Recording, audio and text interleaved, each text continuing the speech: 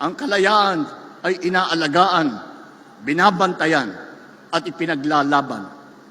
Sa sandaling mapabayaan natin ito, maaring itong mawala at maagaw muli sa atin.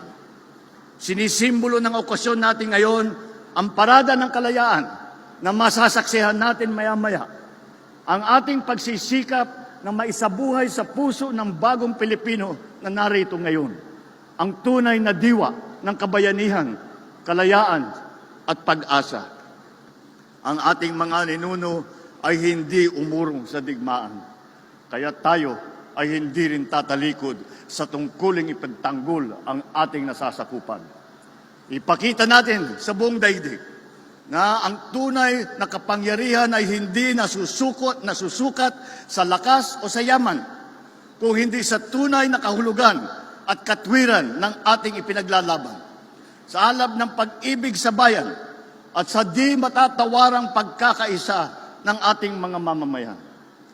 Mananatili tayong matatag at hindi tayo matitinag. Sa madaling salita, hindi lamang tayo lumilingon sa nakaraan ngayon. Isinasabuhay natin ito sa bawat hakbang na natungo sa mas malayang hinaharap.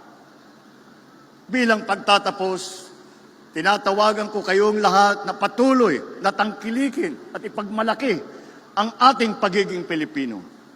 Tayo ay babangon at aangat bilang isang bansa na may malinaw na pananaw sa kinabukasang inaasam. Magsama-sama tayo sa paglalakbay tungo sa isang mas maliwanag